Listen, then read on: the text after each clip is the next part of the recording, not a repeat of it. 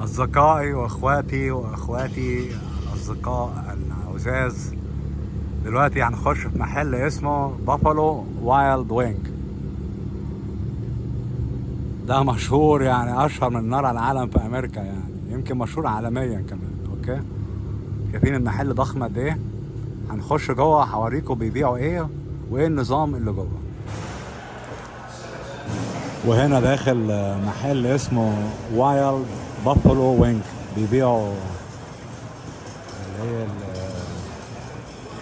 الوينج، يعني رجول الفراخ تقريبا، حاجه كده بيعملوها بالصوص والكلام ده. شايفين المحل شكله ايه؟ طبعا فيه خمره طبعا. اوكي، ده اللي عايز، بس هو بيبيع اكل كتير قوي. هو ده المحل. شايفين الفكره الجهنميه اللي هم عملوها هنا؟ التلفزيون مكبر، شايفين التلفزيون مكبر ازاي على الحيطه؟ اوكي، اللي هي البروجيكتور. في كام تلفزيون؟ 1 2 3 4 5 6 7 8 9 10 تلفزيونات.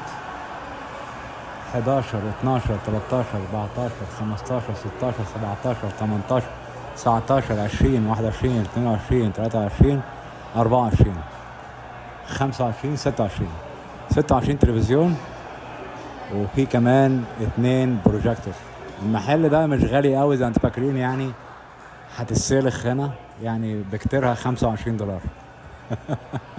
مش بقول لكم في مصر حرامية اللي هم اصحاب البيزنس، يعني حرامية ولا 60 هرمة يسلخوا الزبون، يقول لك احنا محل سياحي. اهو ده محل سياحي اهو، وانضف 1000 مرة موجود في مصر، ولا في سلخ ولا في زفت. عادي جدا. انا عن نفسي بجيب منه اكل. في احيانا عندهم هنا بروموشن، تشتري اللي هي رجول الوينجز بتاعت الفراخ تحصص، بتدفع $12 بس، وجبة متكاملة.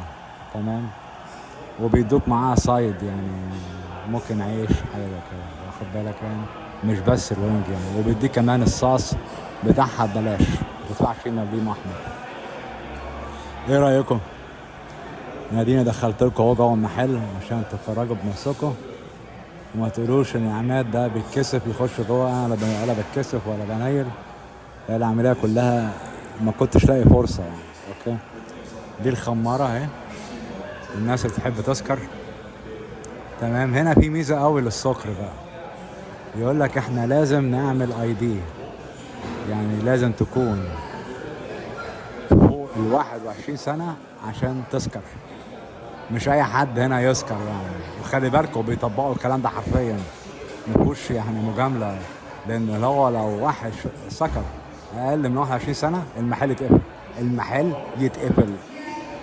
ماشي، بالتالي دي الخمره، كل حاجه، دي البيره، وده الويسكي. يعني الشط مثلا تعملها $5-6، مش غاليه قوي يعني. معرفش الشط عندكم بكام في مصر. اوكي، بس اكيد اغلى من هنا.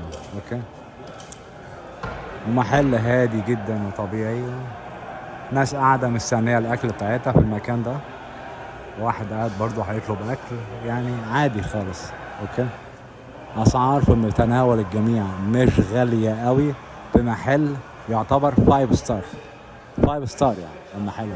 أوكي، أتمنى يا جماعة تكون الجولة دي عجبتكم، والسلام عليكم ورحمة الله وبركاته.